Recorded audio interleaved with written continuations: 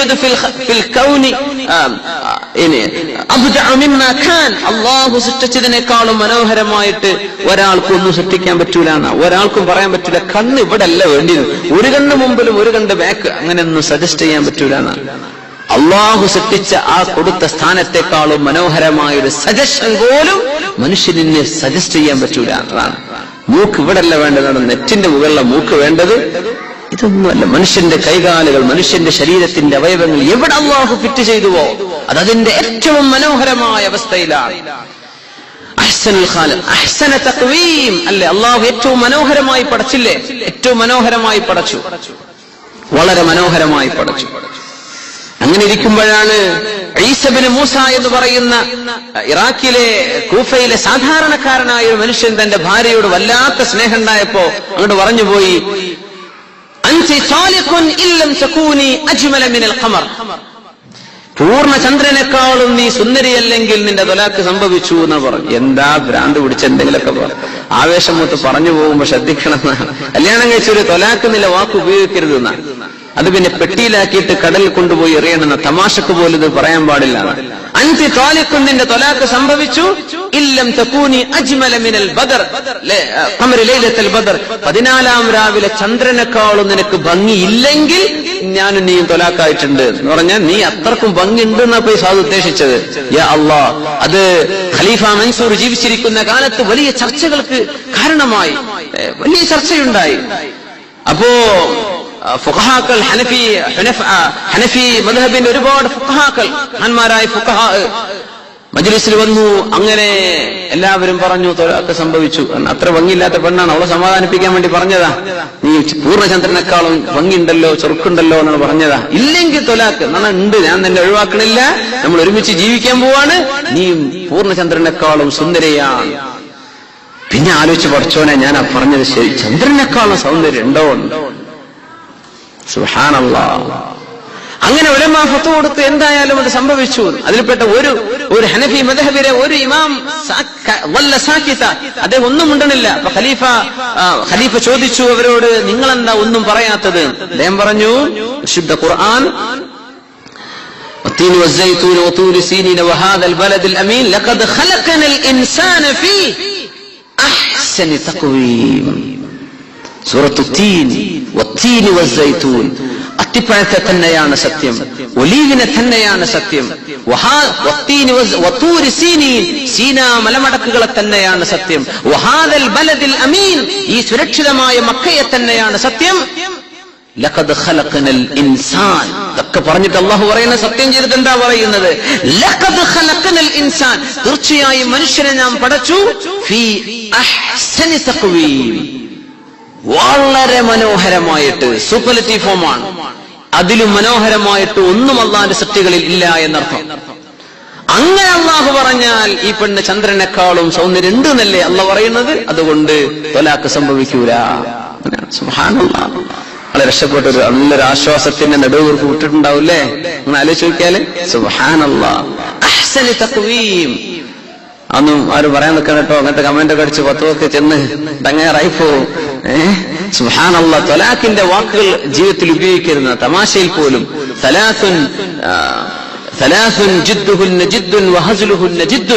മൂന്ന് വിഷയങ്ങൾ കളിയിലും തമാശയിലും കാര്യമാണ്. അതിൽ തമാശല്ല.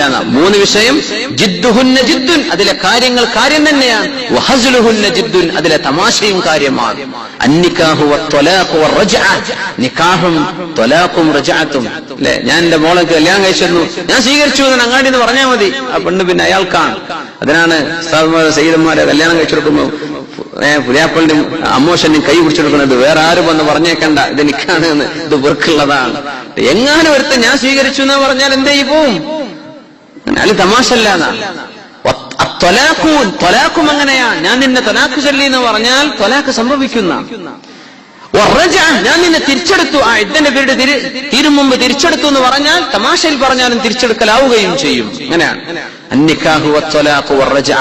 അപ്പോ മനുഷ്യനെ ചുരുക്കത്തിൽ അല്ലാഹു തആല പടച്ചത് ഫീ അഹ്സനി തഖ്വീം, വളരെ മനോഹരമാണ്.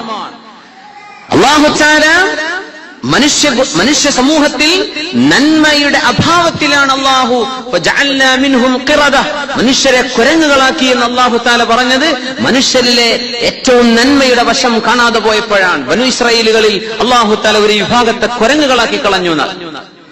അതിനർത്ഥം അല്ലാഹുവിന്റെ ദേഷ്യം വന്ന സമയത്ത് അല്ലാഹു അവരെ അങ്ങനെ പരീക്ഷിച്ചിട്ടുണ്ട്. സുബ്ഹാനല്ലാഹ്.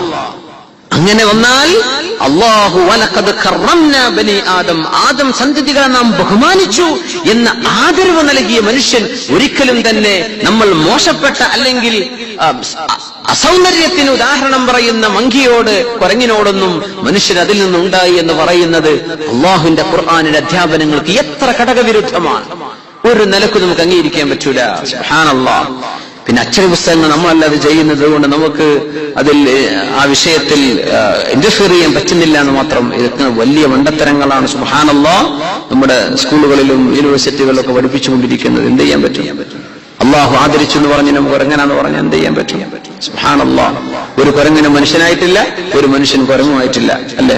അങ്ങനെ ഒരു പ്രാക്ടിക്കൽ തെളിവ് പോലും ശാസ്ത്രത്തിന് കൊണ്ടുവരാൻ പറ്റണില്ല.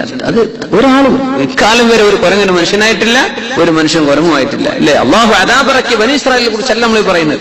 പക്ഷെ നമ്മുടെ ഭൂമിയിൽ മനുഷ്യൻ കുരങ്ങുന്നുണ്ടായി എന്ന് പറയണമെങ്കിൽ തെളിവ് വേണ്ടേ? ഒരുപാട് മിസ്സിംഗ് ലിങ്ക്സ്. ഇന്ന സമയത്തേക്ക് മനുഷ്യൻ നേർന്ന് നടക്കാൻ തുടങ്ങി, പിന്നെ അവന്റെ വാലങ്ങ് മുറിഞ്ഞുപോയി, പിന്നെ അവൻ നേർന്ന്, പിന്നെ അവന്റെ മുടിയൊക്കെ ഒന്ന് പോയിട്ട് ഉഷാറായി, പിന്നെ അവൻ എങ്ങനെ? സുബ്ഹാനല്ലാഹ്. എന്തൊരു നുണയാണ്. അസാത്തീറുൽ അവ്വലീൻ. പച്ച നുണല്ലേ പറയുന്നത്? യാ അല്ലാഹ്, കുഫ്റാൻ. അല്ലാഹു തആല പച്ചയിൽ റബ്ബ് തആല മനുഷ്യ വലഖദ് ഖലഖനൽ ഇൻസാൻ, നാമാണ് മനുഷ്യനെ പടച്ചത്. അങ്ങനെയാണ്. കുരങ്ങുന്ന പടച്ചെങ്കിൽ അല്ലാഹു അല്ലേ? എവിടെ പടച്ചു? മിൻ സുലാലത്തിൻ മിൻ തീൻ, മണ്ണിൽ നിന്ന് മനുഷ്യനെ പടച്ചു. അങ്ങനെയാണ്. എയ്പിൽ നിന്നല്ല മനുഷ്യനെ പടച്ചത്, അല്ലേ?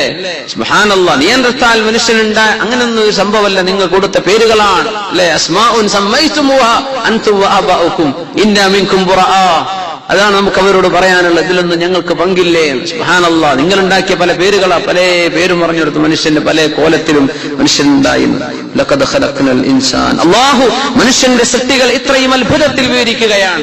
ഇനി പറയുന്നത് വഖലഖൽ ജാന്ന മിൻ മാരിജിൻ മിൻ നാർ. വഖലഖൽ ജാൻ, അല്ലാഹു ജിന്നുകളെ പടച്ചിട്ടുണ്ട്. മിൻ മാരിജിൻ മിൻ നാർ, തീയിന്റെ നാളത്തിൽ നിന്ന് എന്ന് പറഞ്ഞാൽ സ്മോക്ക്ലെസ് ഫ്ലെയിം ഓഫ് ഫയർ, പുകയില്ലാത്ത തീയിന്റെ ജ്വാലയിൽ നിന്ന് എന്നാണ് അതിനർത്ഥം. മഹാനായ ഇബ്നു അബ്ബാസ് റളിയല്ലാഹു തആല അൻഹു അതിന് വിവരണം നൽകിയത് അങ്ങനെയാണ്. റസൂലുള്ളാഹി സ്വല്ലല്ലാഹു അലൈഹി വസല്ലം പറയുന്ന ഹദീസ്, قال رسول الله صلى الله عليه وسلم, ഹബീബായ റസൂലുള്ളാഹി സ്വല്ലല്ലാഹു അലൈഹി വസല്ലം പഠിപ്പിക്കുന്നു, ഖുലിഖത്തിൽ മലായികത്തു മിൻ നൂർ, മലക്കുകൾ അല്ലാഹു പടച്ചത് പ്രകാശത്തിൽ നിന്നാണ്. അതിന് സൂര്യപ്രകാശം അർത്ഥമല്ല, അല്ലാഹുവിന്റെ പ്രത്യേകമായ ഒരു പ്രകാശത്തിൽ നിന്ന്. വഖുലിഖൽ ജാന്നു മിൻ മാരിജിൻ മിൻ നാർ, ജിന്നുകൾ അല്ലാഹു തആല പടച്ചത് തീനാളത്തിൽ നിന്നാണ്. വഖുലിഖ ആദമു മിമ്മാ വസിഫ ലക്കും, ആദം നബി അലൈഹിസ്സലാം പടക്കപ്പെട്ടത് നിങ്ങൾക്ക് അല്ലാഹു പറഞ്ഞെന്നില്ലേ, മണ്ണ്, അതിൽ നിന്ന് ആദം നബിയും പടക്കപ്പെട്ടു എന്ന് അഷ്റഫുൽ ഖൽഖ് റസൂലുള്ളാഹി സ്വല്ലല്ലാഹു അലൈഹി വസല്ലം. പക്ഷേ മനുഷ്യന് മുമ്പ് ജിന്നുകളുണ്ട്. ഇവിടെ മനുഷ്യന് മുമ്പ് ജിന്നുകളുണ്ട്. ഖുർആൻ അതിനെ സംബന്ധിച്ച് പറഞ്ഞു, വലഖദ് ഖലഖനൽ ഇൻസാന മിൻ ഹമഇൻ മസ്നൂൻ വൽ ജാന്ന ഖലഖനാഹു മിൻ ഖബ്ലു മിൻ നാരിസ് സമൂം. മനുഷ്യന്റെ മുമ്പ് എന്നൊരു പ്രയോഗം, മിൻ ഖബ്ലു, നമ്മൾ വരുന്നതിന്റെ മുമ്പ് ഇവിടെ ആരുണ്ട്? ജിന്നുകളുണ്ട്. മനുഷ്യരുടെ പിതാവ് ആദം നബി അലൈഹിസ്സലാം, അതുപോലെ ജിന്നുകളുടെ പിതാവാണ് പിശാചായ ഇബ്ലീസ് എന്ന് പണ്ഡിതന്മാർ അഭിപ്രായപ്പെട്ടിട്ടുണ്ട്. ജിന്നുകളുടെ പിതാവ് അബുൽ ജിൻ ഇബ്ലീസാണ്. എങ്ങനെ?